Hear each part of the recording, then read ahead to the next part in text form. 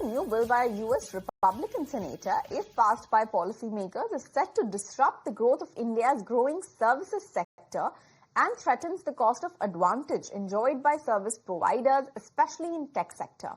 Now, the bill introduced by the Ohio Republican Senator Bernie Moreno is known as the Halting International Relocation of Employment Act, or the HIRE Act. It aims to slap a tax on U.S. companies who outsource jobs overseas. Now, the HIRE Act proposes a 25% tax on outsourcing payments, while experts are of the view that the bill is unlikely to pass in its current form because of the strong U.S. corporate interest in Indian outsourcing. The bill could be detrimental to India's IT and services sectors. In fact, we caught up with Dr. Ganesh Natarajan, who is the executive chairman of 5F World and GTT Data and former chairman of NASSCOM, to understand what this really means for India's services export industry. Let's take a look.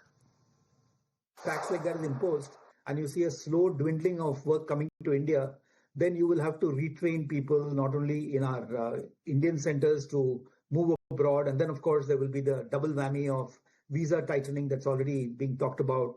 So there are, I mean, it's almost, as I said, the doomsday scenario can go further and further and further, and you can just get stuck into a quagmire of, lots of problems everywhere. But if that happens, I think we're prepared, because most Indian companies have centers outside India. I mean, there are a lot of American centers that most of the large companies have.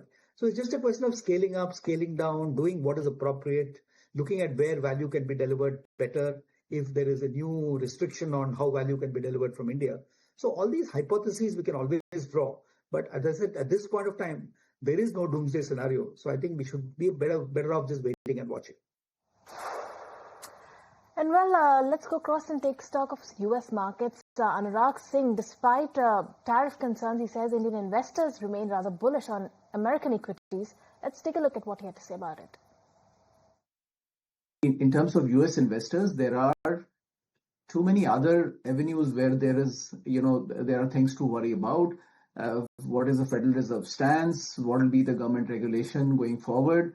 And all those are much bigger worries for now for the U.S. economy. In any case, U.S. economy is looking too strong. Growth last quarter was 3%. It continues to chug along very strongly.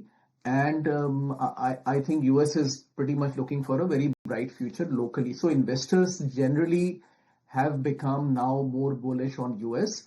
Vis-a-vis last 6 months, at least first 6 months of the year, where the impression was that U.S. might underperform the U.S. market, the European or the emerging markets. Now the trend is back to U.S., right?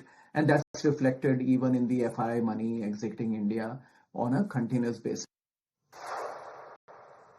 All right, so that's about India's IT export.